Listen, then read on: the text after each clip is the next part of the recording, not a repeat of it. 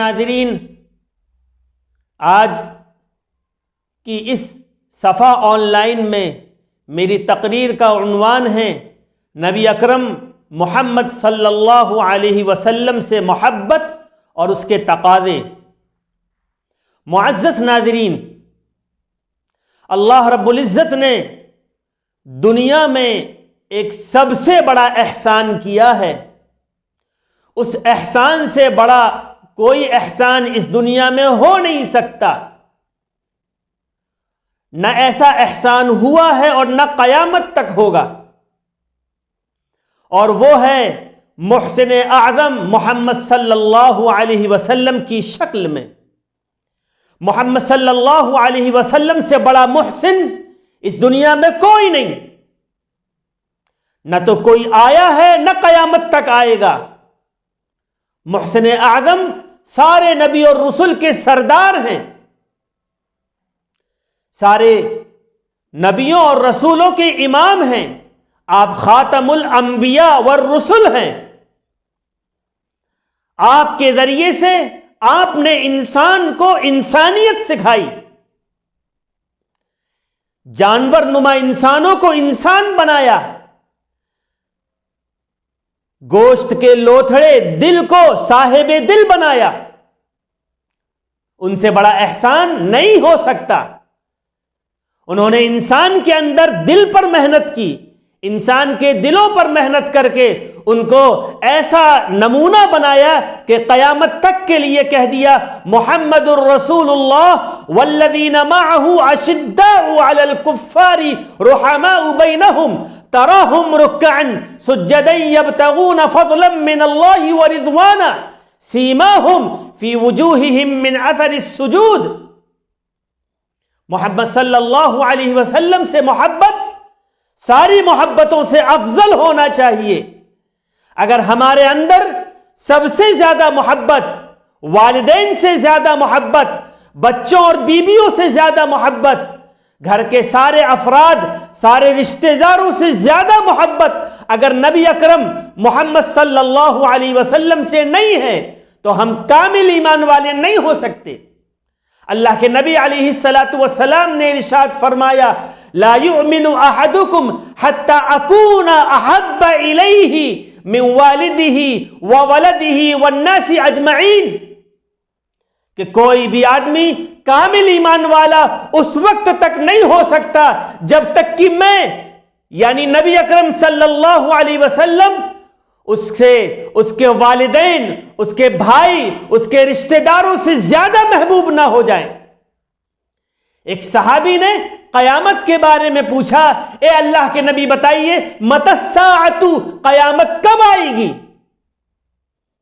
اللہ کے نبی علیہ الصلاۃ والسلام نے اس کا جواب دیتے ہوئے یہ کہا کہ وماذا اعددت لها، قیامت کب آئے گی اس کا علم اللہ وحدہ لا شریک لہ کا ہے، مگر تو نے قیامت کی کیا تیاری کی؟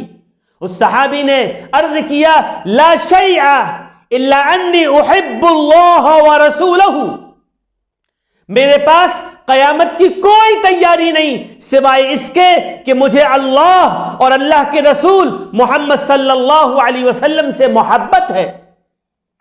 آپ صلی اللہ علیہ وسلم نے اس کو خوشخبری سنائی، اس کو بشارت دی اور کہا انت مع من احببت، تمہارا حشر ان لوگوں کے ساتھ ہوگا جن سے تم نے محبت کی ہے۔ چنانچہ محمد صلی اللہ علیہ وسلم سے محبت سب سے بڑی محبت ہے۔ آپ محمد صلی اللہ علیہ وسلم جو خیر الانبیاء والرسل ہیں، جو خیر البشر ہیں، جو سب سے اچھے ہیں، سب سے اعلی اور افضل ہیں، انہوں نے ہم پر ایسا احسان کیا ہے کہ اس احسان کا بدلہ ہم نہیں چکا سکتے۔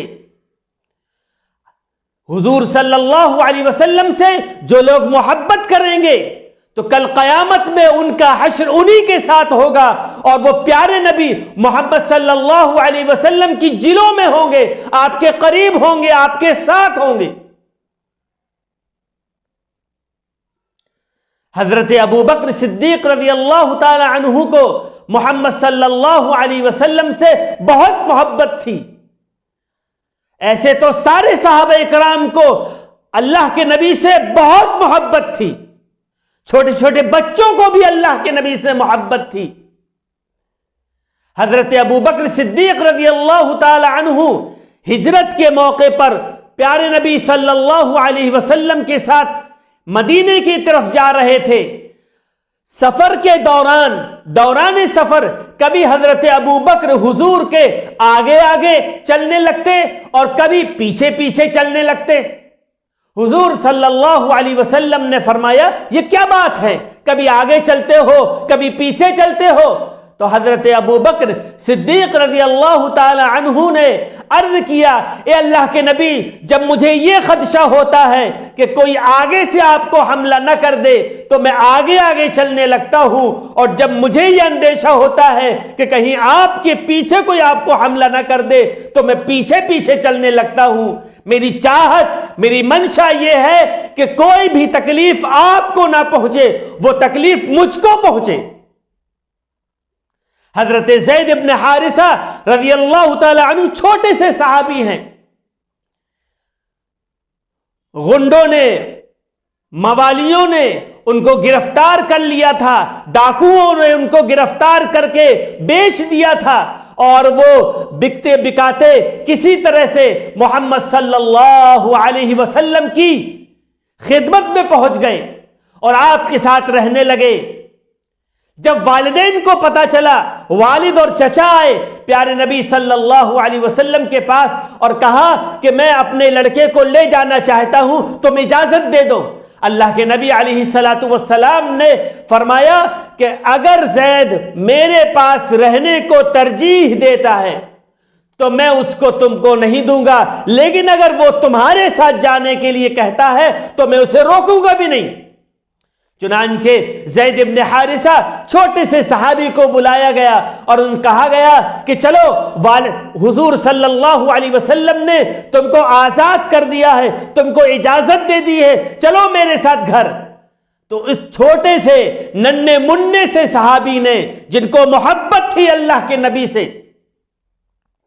فرمایا کہ میں غلامی پر، میں آزادی پر غلامی کو ترجیح دیتا ہوں، میں تمہارے ساتھ نہیں جاؤں گا، میں پیارے نبی محمد صلی اللہ علیہ وسلم کے ساتھ رہوں گا۔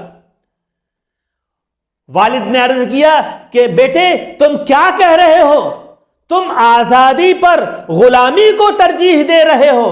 انہوں نے کہا جی ہاں، میں نے نبی اکرم صلی اللہ علیہ وسلم سے جو محبت، جو شفقت اور جو آپ کے اعلیٰ معیار اور اعلیٰ تعلیم اور اعلیٰ اخلاق دیکھے ہیں، اس کے مقابلے میں غلامی کو ترجیح دیتا ہوں آزادی پر۔ یہ ہے محبت۔ محبت کا سب سے اہم تقاضا یہ ہے کہ ہم نبی اکرم صلی اللہ علیہ وسلم کی بتائی ہوئی تعلیمات پر عمل کریں اور نبی اکرم صلی اللہ علیہ وسلم کی محبت میں غلو سے، بڑھاوے سے کام نہ لیں، کیونکہ پیارے نبی صلی اللہ علیہ وسلم کا یہ فرمان ہے لا تطرونی کما اتری عیسی ابن مریم وقولوا عبد اللہ ورسولہ، کہ میرے ساتھ غلو کا، بڑھاوے کا معاملہ نہ کرنا، جس طرح سے عیسیٰ بن مریم کے ساتھ غلو کیا گیا، ان کو بڑھاوا دیا گیا اور کہا گیا کہ وہ اللہ ہیں یا اللہ کے بیٹے ہیں۔ تم تو مجھ کو اللہ کا بندہ اور اللہ کا رسول کہنا۔ بزرگوں اور ایمانی بھائیوں، جس شخص کے پاس ایمان ہے، ثلاث من کن فیہ وجد حلاوت الایمان، ہر چیز کا مزہ ہوتا ہے۔ آپ لکھنؤ میں ہیں تو لکھنؤ میں دشہری آم کا مزہ جانتے ہوں گے، آپ جس علاقے میں ہیں وہاں کے مشہور کھان پان کا مزہ جانتے ہوں گے۔ بزرگوں اور معزز ناظرین، ایمان کا بھی مزہ ہوتا ہے۔ جس شخص کے اندر تین باتیں پائی جائیں گی وہ ایمان کی حلاوت اور ایمان کی مٹھاس، ایمان کا مزہ ضرور محسوس کرے گا۔ اس میں سے پہلا ہے ان یکون اللہ ورسولہ احب الیہ مما سواہما، سب سے پہلی بات یہ ہے کہ اسے اللہ سے اور اللہ کے رسول سے سب سے زیادہ محبت ہونا چاہیے. اور دوسری بات یہ ہے وَأَن يُحِبَّ الْمَرْءَ لَا يُحِبُّهُ إِلَّا لِلَّهِ کہ اگر کوئی آدمی اپنے رشتہ داروں سے، اپنے بھائیوں سے، اپنے دوست و احباب سے محبت کرتا ہے تو وہ محبت اللہ کے لیے کرے. اور تیسری بات یہ ہے وَأَن يَكْرَهُ وَأَن يَعُودَ فِي الْكُفْرِ کما یکرہ ان یقذف فی النار او کما قال علیہ الصلاۃ والسلام کہ وہ کفر میں جانا اتنا ہی ناپسند کرتا ہو جتنا کہ جہنم میں اور آگ میں ڈالا جانا اسے ناپسند ہو. جس شخص کے اندر یہ تین چیزیں ہوں گی، پہلی چیز اللہ اور رسول اللہ کی محبت، اور دوسرا لوگوں سے اللہ کے لیے محبت، اور تیسرا کفر سے نفرت، وہ یقیناً ایمان کی حلاوت اور ایمان کی مٹھاس اور ایمان کا مزہ ضرور حاصل کرے گا. اللہ سے دعا ہے کہ اللہ رب العزت ہم کو پیارے نبی صلی اللہ علیہ وسلم سے سچی محبت اور آپ کی تعلیمات کے مطابق زندگی گزارنے کی توفیق مرحمت فرمائے. اللہ مجھے بھی اور آپ کو بھی توفیق عطا فرمائے. اقول قولی هذا واستغفر الله لي ولكم ولسائر المسلمين من كل ذنب فاستغفروه انه هو الغفور الرحيم.